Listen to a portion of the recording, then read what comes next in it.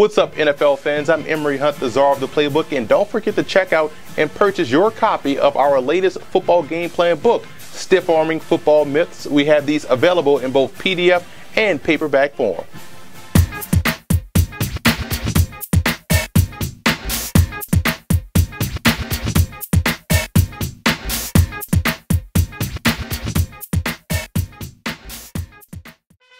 For the New York Jets in this ball game, the biggest matchup they're going to have to win up front offensively is between Nick Mangold, their center, going against Vince Wilfork, the outstanding nose tackle for the New England Patriots. We know the Jets run a lot of gap, a lot of inside zone, so it's important that Mangold doesn't allow Wilfork to cross his face, and he has to make sure he's able to climb to the second level.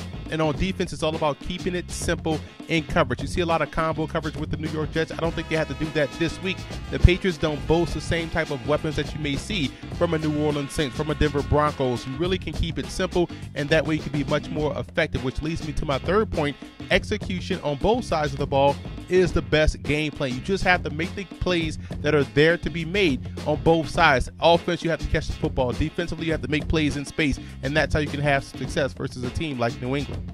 For the Patriots, I look offensively, they have to keep it quick. You know the Jets will send a lot of pressure throughout the course of the ball game to try to disrupt the timing of Tom Brady. I would keep with the quick game, your sprint draws, your short passes out of the bunch formation, try to get those natural rub and pick routes. I think they have to keep it quick offensively in order to have success. And they also have to put Tom Brady on the move. You can't allow him to just drop back there and sit back there in the pocket. Switch up the launch pad spot, and that way they can have some success versus this Jets defense. And defensively, it wouldn't surprise me to see the Patriots play with a single high safety for the majority of the game because of the fact that they trust their corners against those Jets wide receivers in press and in man coverage. And I think that's an opportunity for them to put that extra guy in the box to slow down the running game.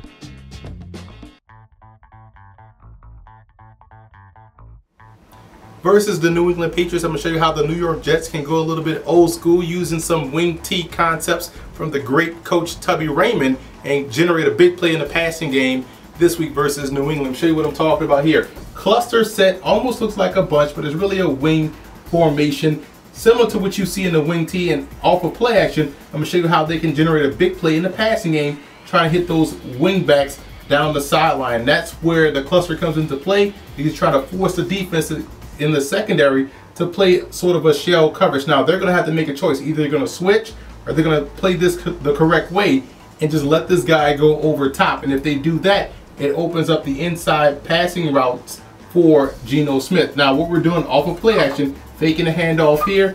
Geno Smith sets up outside leg of the guard to where he can see where everything is going to be. Because what we're doing with the guys on the outside, they're running the quick slants or skinny post, however you want to call it, but we're going to call it quick slants, and hopefully they're drawing the underneath coverage of those linebackers. Now what we're doing with these wing backs, we're bringing them showing bubble screen look, trying to get one of these guys maybe to jump and running them down the sideline. So now you have either safeties on receivers or corners making a mistake, backers jumping here, creating big plays in a passing game. So you see where a little bit of a wing T concept can be utilized in today's game. Again, it's all about showing the illusion of the bubble screen, trying to pull those corners or those flat defenders up and getting them down the sideline versus safeties. That's a matchup that any offensive coordinator would love to have receivers running against safeties. I think if they can do that this week versus New England, they could generate a big play in the passing game.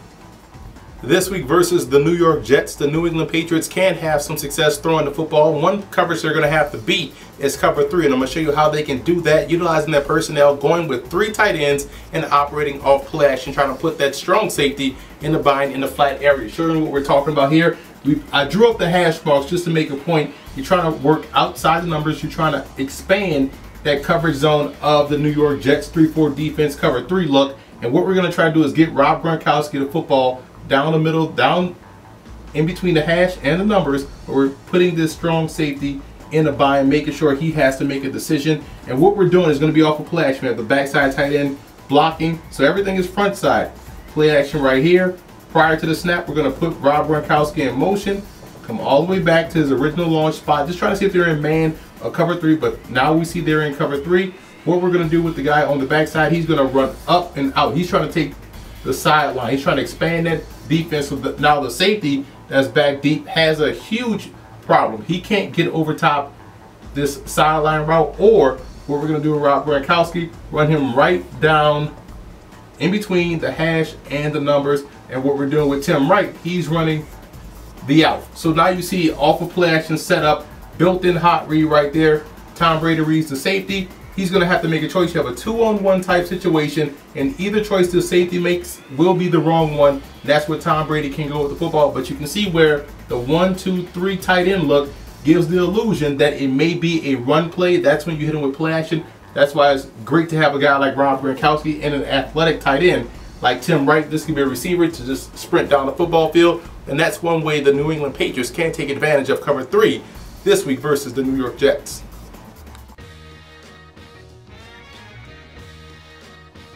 In my opinion, the biggest X factor in this football game for the New York Jets will be the play of their tight ends. I think they have an advantage in this matchup versus the safeties of the New England Patriots. Guys like Jason Morrow, Jeff Cumberland, Nate Sudfeld. I think they can be successful versus the Patriots secondary, because I think in the secondary, the strength of the New England Patriots lies on the corners, which allows the tight ends to be effective, and I think that's where they have to go in the passing game this week.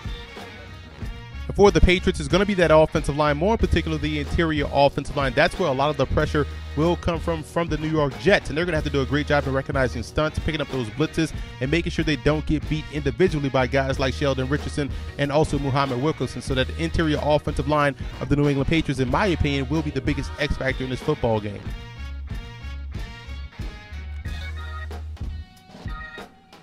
I like the Patriots in this ball game. Offensively speaking, their passing game should have success versus a weakened and depleted Jets secondary. Now, on the defensive side of football, the Patriots do play with gap discipline. I think they'll be in position within their front seven to make plays versus the running game, thus making this a passing game. And we know the Jets on the flanks don't have the horses, and that's a bad matchup for them going against those cornerbacks of the New England Patriots. So I look for the Patriots to play a complete game and knock off the Jets at home.